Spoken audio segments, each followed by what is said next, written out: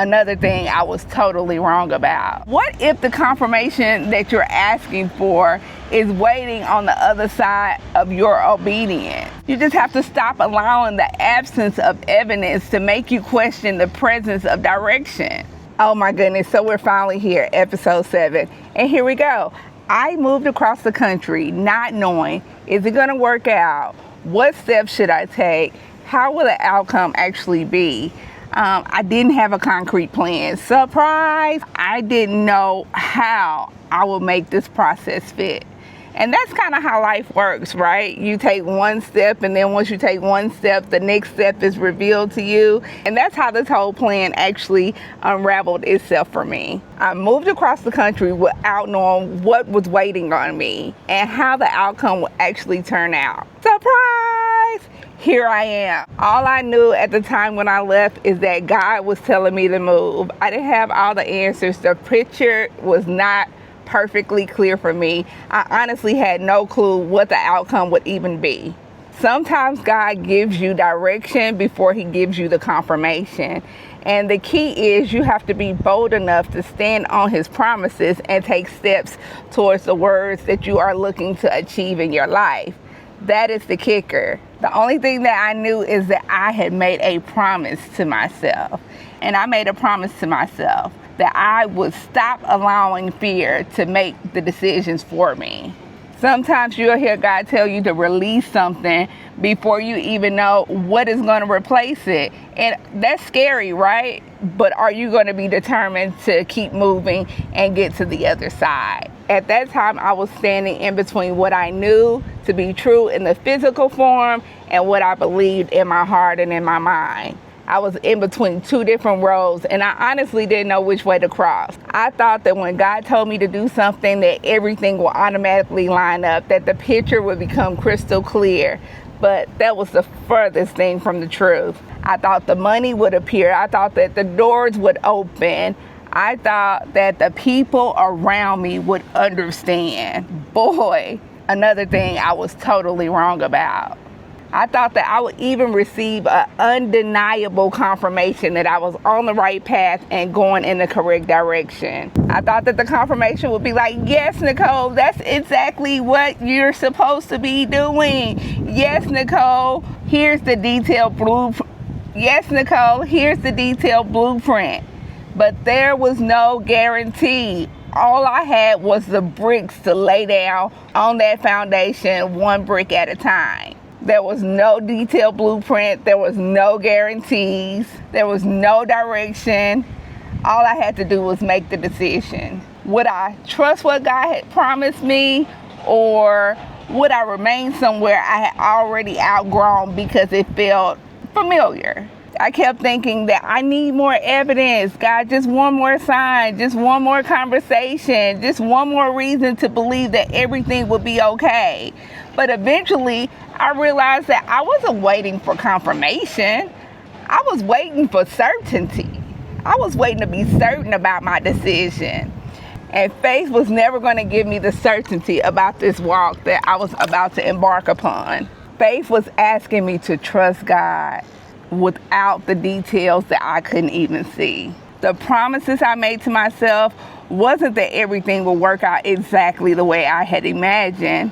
I couldn't promise myself that. I couldn't even guarantee that moving abroad would help me, would heal me, would solve all of my problems. I couldn't guarantee that I would find my purpose and know exactly what to do next. I couldn't guarantee that the Epix Era will become what it is now. I couldn't guarantee anything. I just had to believe. And sometimes belief is one of the hardest things that you have to do in life, because you're believing in the things that you have yet to see. If God showed me the next step, I would stop allowing fear to talk me out of taking it. I thought that, okay, if I didn't have fear, I wouldn't be scared of taking the next step. That was so far from the truth. That's the thing. You're not going to always feel brave. You're not going to always understand it. So I had to stop expecting that I wouldn't have questions about the journey, because that was just throwing me off. That was taking me off track. But I had to know that no matter what questions came along, I wouldn't abandon what I feel like God placed within me. simply because I couldn't see how the story would end. I had to be determined to keep the promise in line, even on those days when it did not look powerful, even on those days where I most definitely wanted to quit, and even on those days where I felt like the bricks were not lining up quite like I had envisioned them to be. Sometimes it may look like buying the flight ticket with trembling hands. Sometimes it may look like getting on a plane while part of you still wanted to turn around. Sometimes it may look like waking up in a country where nobody knows your name and beginning all over again. The bricks, when you're laying them, they will look different depending on what the day and circumstance is. Sometimes it looks like recording episodes even when you don't know how many people are going to watch it. Instead of asking God to show you the whole building, the key is just asking Him to show you the bricks that you need to build the next phase and the next phase. After you buy the ticket, get on the plane. After you get on the plane, leave what no longer fits you. After you leave what no longer fits you, tell your story. Even if you don't know how many people it will bless and who it will benefit and inspire along the way. Record the episode. Build the company. Become the woman that the assignment requires. One instruction at a time. One act of obedience at a time. One kept promise at a time. I have to be honest, if you haven't figured it out yet, God did not give me the full itinerary. He gave me enough direction just to take the next step. And every time I took a step, I received what I needed for the next one and for the one after that. It wasn't immediately, not always in the way that I expected it. But looking back now, I can see what felt like uncertainty was still direction. Even in those moments where I didn't have the questions answered or have the full picture, it was still all a part of the plan. What felt like an ending was most definitely preparation for a new beginning. What felt like everything was falling apart was actually making room for things in my life that I hadn't learned how to imagine yet. Like, I couldn't even imagine the doors and opportunities that God was opening up for me. It's easy to call something God when it works. After it works, you can say, yeah, God bless me. But can you still say it's God when it's quiet and when it's dark and when you don't know how it's going to turn out? It's actually in those moments where you can, if you sit still and quiet, that you can feel God the most. It's easy to recognize divine direction once that door has been opened, once the business succeeds, once the relationship has arrived. Then you know, oh, my prayers have been answered. But what about before that? What do you do? Like, what does your faith look like in action? What happens when the door has not opened yet? Or what happens when your audience is not growing? Do you quit or do you keep your hope alive? When the opportunity hasn't appeared, when you doing the work, saying the prayers, following the directions, laying the brick, but you still don't see a result, that is when your faith becomes real. That is when you have your faith in motion, because sometimes the evidence doesn't come before the decision. Sometimes the obedience becomes the evidence that you need to succeed. Every step I took without certainty showed me that I was capable of trusting God beyond what I could see. Every promise that I kept for myself not only told me that I could trust myself, but to trust the direction that I was going in. I started to understand the faith. I started to have participation and work together with God's plan for my life instead of working against it. Prayer gave me direction. Faith helped me to begin, and obedience is what kept me moving. And every step becomes evidence that you can trust God with the next step and the next step. Last week, I know I talked about building her. I talked about the bricks that you have to have and how you have to lay those bricks on the strong foundation, which is your mind. I said that nobody was coming to save you. And I said that you had to build the person that you wanted to become. And all of that is still true. I had to also let you know that you have to participate in your own transformation. You have to change your bad habits. You have to make different decisions. And most importantly, you have to do the work. No matter what happens, you have to do the work. But I also understood something now that I didn't understand before. I wasn't building her alone. God had already seen the person that I could become, the person that I didn't even see yet. And he knew who I would need to become for where he was taking me. My responsibility wasn't to know every detail of the plan. My responsibility was to remain available, remain obedient, and willing to take each step as they came. That was my responsibility. I didn't have to manufacture the entire future. I didn't have to know how every chapter would unfold. I only had to stop abandoning myself at the edge of the unknown. The edge of the unknown sometimes will keep us stuck. But we have to be dedicated and determined that no matter what the edge looks like, that we're going to cross over to the other side. And I had to trust that the same God who gave me the instruction would meet me in the movement of the Epix Era. Maybe you're waiting for evidence right now. Or maybe you know that God has been telling you to do something, that you're still waiting for everything to make sense. I want to encourage you today.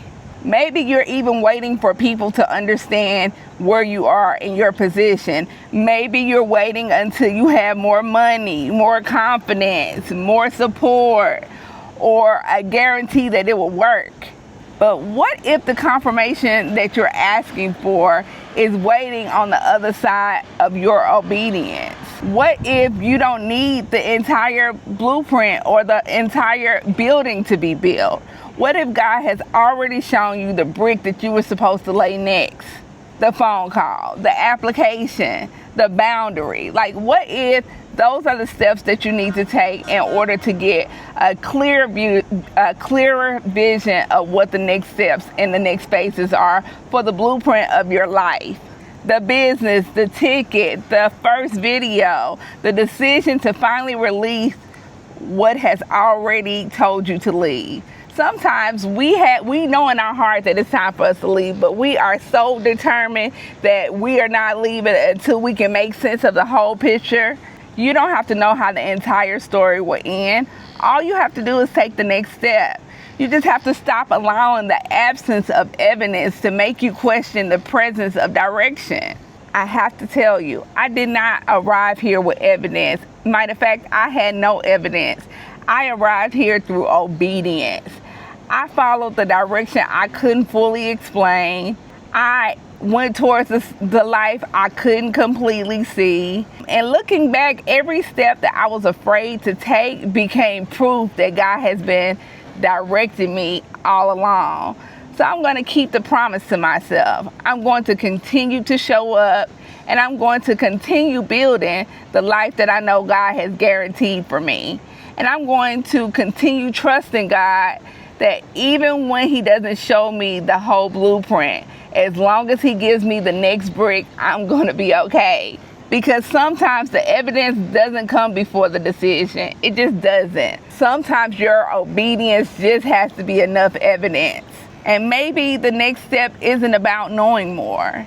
And maybe it's about trusting God, just trusting what he has shown you and the feelings that you have in your heart. I don't have all the answers. The whole purpose of these episodes is just to let you know about my life and the steps and the process that it has taken me to transform. All things epic, baby. My goal is to transform my life, show you all the travel through this experience, and of course, thrive. All things epic. Peace.